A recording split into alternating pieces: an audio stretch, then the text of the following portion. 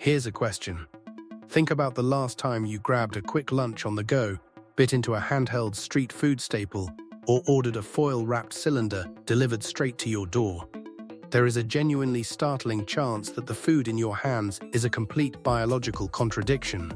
We are taught to categorize food by its flag: Mexican, Greek, Middle Eastern, Vietnamese, but under closer forensic inspection, the global landscape of wrapped food is an intricate web of accidental inventions, trade blockades, and industrial scale-ups.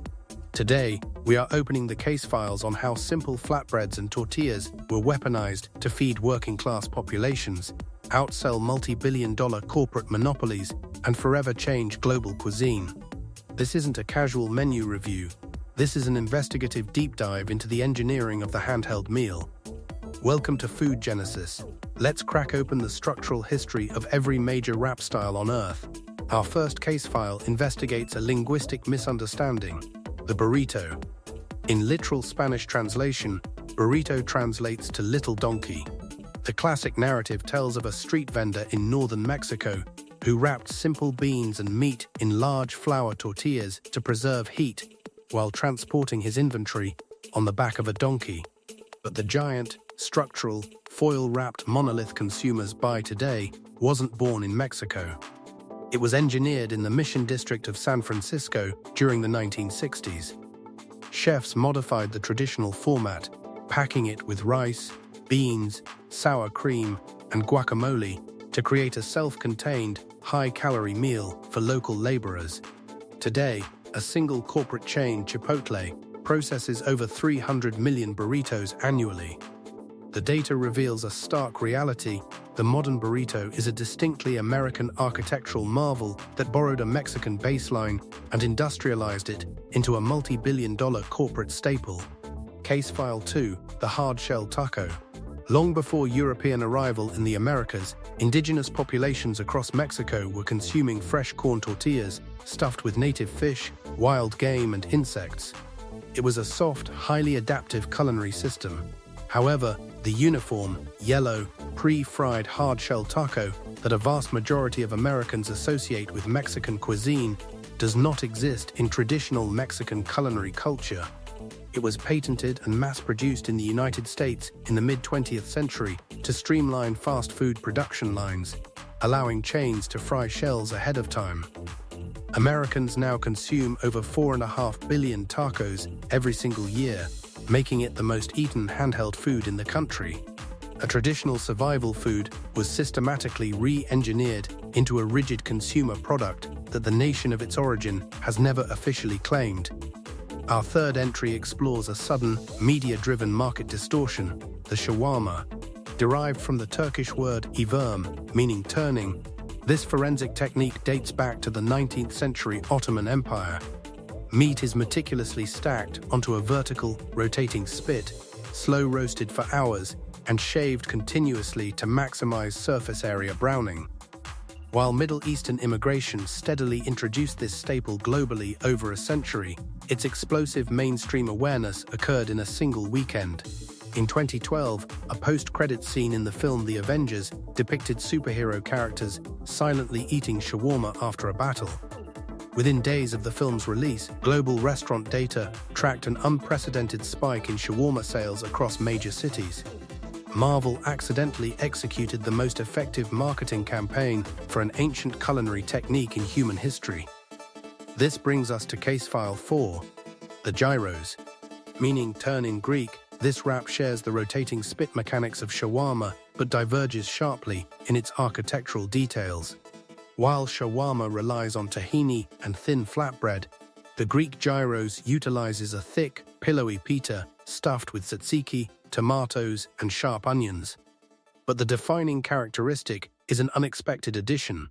Greek vendors pack thick-cut French fries directly inside the wrap itself, rather than serving them as a side dish. To locals, this is a completely logical, self-contained starch delivery system. To outsiders, it looks like beautiful culinary chaos. Brought to Western Europe by Greek immigrants in the 1960s, it quickly established itself as a dominant fast food sector in Germany and the Netherlands, permanently altering the late-night European diet. Investigation 5 focuses on an economic coup, the doner kebab. The modern doner kebab format, specifically meat served inside a sliced flatbread with salad and garlic sauce, was invented in West Berlin in 1972 by a Turkish immigrant named Kadir Nurman. He realized that busy German factory workers needed an industrial lunch that could be consumed entirely while walking. Germany did not invent the turning meat technique, but they perfected the portable vehicle. Today, Germany processes roughly 400 million doner kebabs every year. To put that data into perspective, doner kebab sales outpace McDonald's inside Germany. A street food concept born from the mind of a Turkish immigrant systematically outsold the most aggressive fast food corporation on the planet in its primary European market. Our sixth case file details a direct byproduct of geopolitical occupation, the banh mi. When France colonized Vietnam in the mid-1800s, they introduced the classic European wheat baguette. Local Vietnamese bakers, facing a lack of imported wheat, began blending wheat flour with inexpensive local rice flour. This chemical modification altered the gluten structure, producing a baguette that was significantly lighter, crispier, and airier than its French predecessor. Following the end of the war, immigrants transported this hybrid bread to the West, packing it with pickled daikon, fresh cilantro, chili, and PT. Colonialism accidentally engineered one of the most mechanically balanced sandwiches in human history, utilizing European baking techniques to create a distinctly Asian icon. Our seventh entry brings us back to regional American engineering, the breakfast burrito. Invented in Santa Fe, New Mexico in 1975 at a restaurant named Tia Sophia's, this wrap represents a calculated consolidation of morning comfort foods. The kitchen took a soft flour tortilla and packed it with scrambled eggs, hash browns, bacon, and a heavy dose of regional green chilies. The real industrial scale-up occurred in 1991 when McDonald's launched a nationwide fast food version, standardizing the breakfast burrito into a global morning drive-through staple across America, Great Britain, and Australia. Case File 8 analyzes a seasonal mutation, the spring roll. Taking its name from the historic Chinese New Year tradition, the original spring roll was a paper-thin pancake packed with fresh, raw spring vegetables harvested immediately after the winter thaw. As the recipe migrated south across Southeast Asia, it underwent dramatic structural transformations based on local resources. The Vietnamese version adapted to utilize translucent rice paper wraps served completely fresh and cold. Conversely, Filipino and Chinese iterations focused on a wheat-based pastry deep-fried until shatteringly crispy, while Thai variants grew massive in size, packed tightly with clear glass noodles. It is a striking example of a single seasonal nomenclature mutating into completely distinct physical dishes depending entirely on regional geography. Our ninth investigation covers a localized culinary rebellion, the California burrito. Invented in San Diego during the 1980s, this dish ignores all traditional burrito conventions by including an ingredient found nowhere else, a full serving of hot French fries wrapped directly alongside carne asada, cheese, and sour cream. Food purists initially dismissed the creation as an excessive, unrefined gimmick. San Diego residents responded by eating millions of them, cementing it as a defining regional food of Southern California. Case File 10 tracks a high-stakes kitchen improvisation, the Caesar wrap. The original Caesar salad was thrown together in Tijuana, Mexico in 1924 by an Italian immigrant named Caesar Cardini.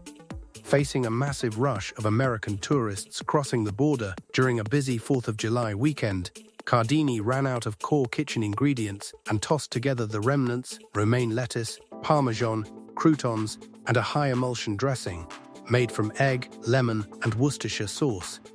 In the 1990s, as corporate office culture in America looked to shift away from heavy sliced bread, fast casual restaurants stripped the salad of its bowl, wrapped it tightly in a flour tortilla, and created the Caesar wrap.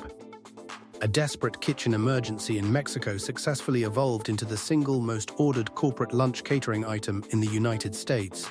Investigation 11 looks at a 1,000-year-old border dispute, the falafel wrap.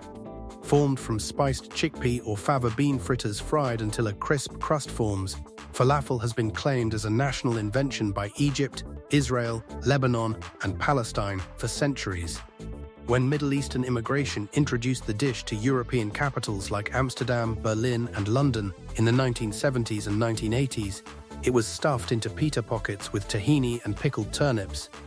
Because of its exceptionally low production cost and high caloric density, it quickly bypassed traditional fast foods to become the default street meal for European university students and late-night crowds, turning an ancient culinary battleground into a modern urban staple.